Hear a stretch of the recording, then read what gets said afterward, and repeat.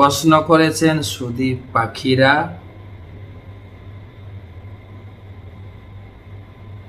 কিছু প্রশ্ন না, আমার স্বামী স্ত্রী দুজনে সারাদিন ভগবানের সেবা করি, নাম করেই কাটিয়ে দিই, কিন্তু আমার কাছে আমরা সবার কাছে খারাপ, কারণ আমরা অন্যদের সঙ্গে পরচর্চা, পরনিন্দা, পর আলোচনা করতে চাই না। এই যে আমরা সবসময় ভগবানের আলোচনায় থাকি, এটা সহ্য হয় না কারণ। এমনকি আমাদের এরকম কথা শুনতে হয়েছে যে সারাদিন ঘরের থেকে বের হয় না, ঘরের মধ্যে শুধু হরি হরি করে। আমরা লোকের কাছে হঠাৎ করে শুধু খারাপ হয়ে যায়, কোনো ঝগড়াঝাটি অশান্ত কিছুই হয় না। এটা নিয়েই আলোচনা করলাম আজকে, যে আমরা আমাদের পিছনে বৈষ্ণবকেই সব সহ্য করতে হবে, সবকিছু। তারা সমাজের উপকার করা সত্ত্বেও তাদের প্রতি লোকের একটা কৃতজ্ঞতা বোধ নেই।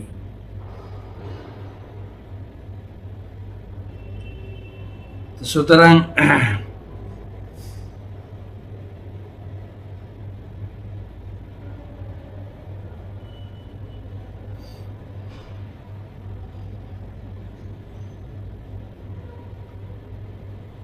আমাদের সহ্য করতেই হবে, যে সহে সে রহে, আমার গুরুদেব বলেন।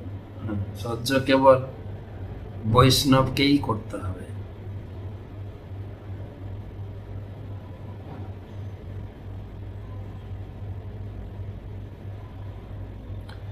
অভিমল্লিক যশোর থেকে আমার প্রশ্ন হলো, দেবরাজ ইন্দ্র কিভাবে শুকর হয়েছিলেন, কাহিনীটা যদি একটু কৃপা করে বলেন।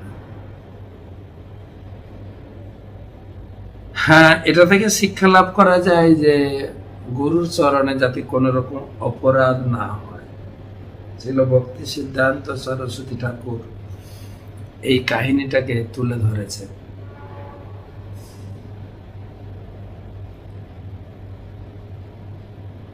তিনি বলছেন, একবার ইন্দ্রর সভায় গুরুদেব বৃহস্পতি গিয়েছিলেন ইন্দ্রের সঙ্গে সাক্ষাৎ করতে। ইন্দ্র তখন একটা প্রমথ অনুষ্ঠানে ছিলেন, সাংস্কৃতিক অনুষ্ঠানে।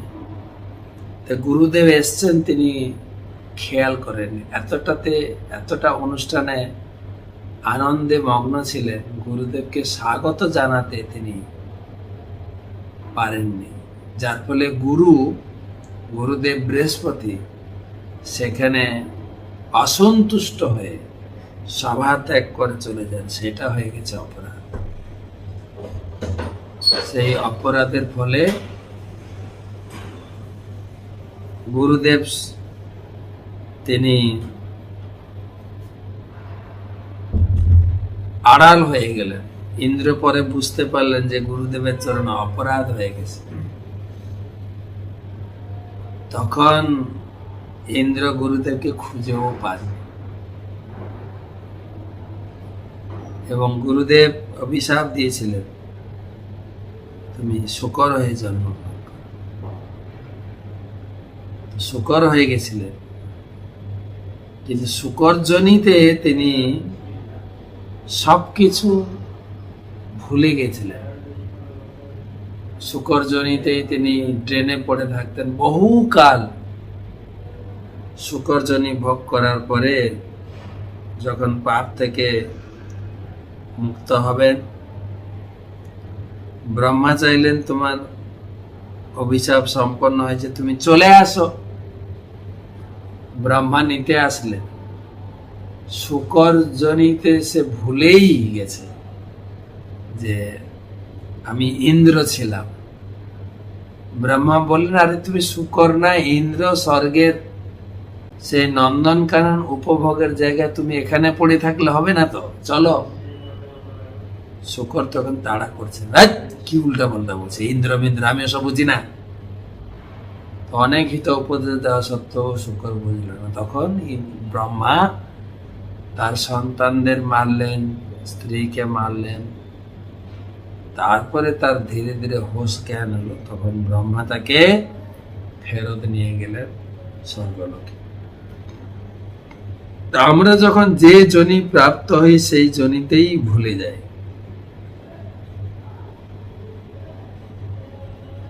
সেই যোনিটা ভুলে যায়। সেই জন্য আমাদের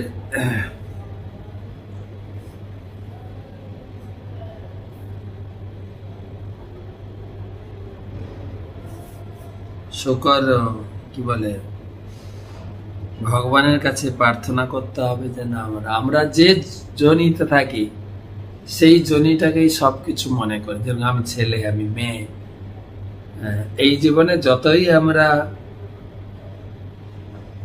ভালো করে শাস্ত্রের দৃষ্টান্ত দিয়ে বোঝানোর চেষ্টা করি না কেন, বুঝতে চেষ্টা করি না কেন, তথাপি এটাই সবসময় অনুভব হয় যে না, আমি বেশ ভালো আছি, আমার তো কোনো কিছু অভাব নেই, আমি তো বেশ সুখে আছি। ইন্দ্র শুকর হয়ে সেটাই মনে করছিলেন। ভগবানকে আবার কি শাস্ত্র কি আমি ওই সব নিরামিষ খেয়ে থাকতে পারবো না, ও সব ভাঁওতামি কথা, শাস্ত্রের কথা ছাড়াও আমার এই জীবনটা আমি বেশ সুখে আছি। অর্থাৎ আমরা যে জীবনেই থাকি সেটাই সুখ মনে হয়, কিন্তু বাইরে থেকে তার উপরে যারা আছে সে অনুভব করতে পারে। আমরা অনুভব করতে পারি শুকর কত জঘন্য জীবন, নোংরা কাঁটা ফেলে পড়ে থাকে আর মানুষের বিষটা খায়, কিন্তু শুকর মনে করছে খুব ভালো। ঠিক সেই রকম আমরা যেই পর্যায়ে আছি আমরা অনুভব করতে পারি না, আমাদের উপরে যারা আছেন গুরুদেব, দেবতা লোকেরা, দেবতারা, তারা অনুভব করে আমাদের জীবন শৈলী কত জঘন্য, কত নোংরা, কত নিচু, আমরা উপভোগ করতে পারি।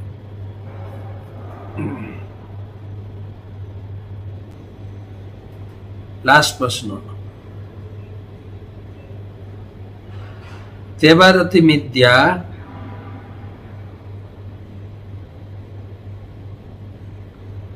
हरे कृष्ण महाराज, ब्रह्मरात माने की सुखदेव गोस्वामी के ब्रह्मरात বলা হয়, বিষ্ণুরাতও বলা হয়। বিষ্ণু ভগবান বিষ্ণু তাকে রক্ষা করেছিলেন মায়ের গর্ভে, তাকে বিষ্ণুরাত বা ব্রহ্ম ভগবান তাকে রক্ষা করেছিলেন ব্রহ্মরাত। বিষ্ণু রক্ষক হেতু তাকে ব্রহ্মরাত বা বিষ্ণুরাত বলা হয়। তো ঠিক আছে, আজকে এই পর্যন্ত রাখি।